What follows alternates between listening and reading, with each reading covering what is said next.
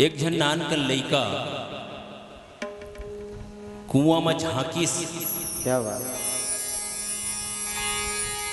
बतासा ल धरे रहे मुंह में तो कुआं के पानी के परछाई है पड़ीस। तो लइका खात खात तरी रहला देख पारी तो कहत रहे कि तैं बिबरावत काबच मोला मोर बतासा तैं काबर खाथस। क्या बात। अब रोवत रोवत वो अपन दाई तीर चल दिस। क्या बात। और दाई तीर गईस तो कहिस दाई दाई सुन तो कुआं में एक जन घुसरे है मोर बतासा ला खात है। और लइका के पीरे दाई सही बात। पूछू हो जाए टेड़गा बेड़गा लइका तहे रहे चाहे जैसना रहे दाई के बहुत माया लइका के ऊपर। क्या बात। सही बात है। चल तो देखा कौन है रे ओखर दाइयो कुआं में झांके लगिस। नगा तो लाज नहीं लगे मोर लइका के बतासा ल तहे खात हस। ऐसे करके झांकिस तो ओकर परछाई है दिखे लगिस।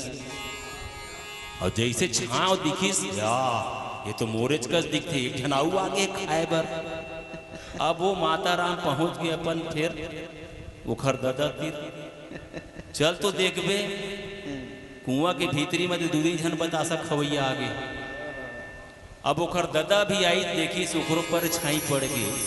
ओहू कहते नगा मोर लइका है बतासा खात रही से तोला का तकलीफ होत रही मोर लइका है खाते तय काबर लूट के खात।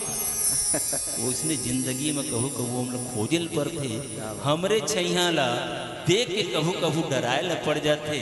और वही बात ये संदेश के रूप में मन खे के छैया मन खे लुकाए हैं सुख दुख के छैया फिर मन खे समाए।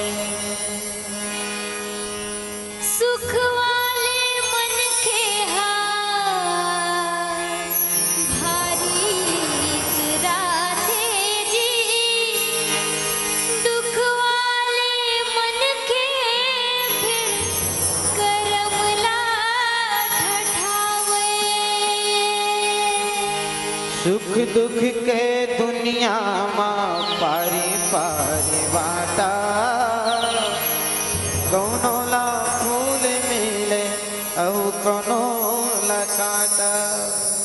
करम के लिखना ला लिखे है विधाता। करम के लिखना ला लिखे विधाता। आज बड़ा संयोग रही से हमारे संरक्षक महोदय नौहरदास जी भी पहुंचे। क्या बात। कर बड़ा पसंदीदा गीत कभू जिंदगी में गड़ जाही आस कभू लागे रे अंगरा के आस। कभू जिंदगी में गड़ जाही आस कभू लागे रे अंगरा के आस। कभू जिंदगी में गड़ जाही आस कभू लागे रे अंगरा के आस। कभू जिंदगी में गड़ जाही आस कभू लागे रे अंगरा के आस। तो महारी लागे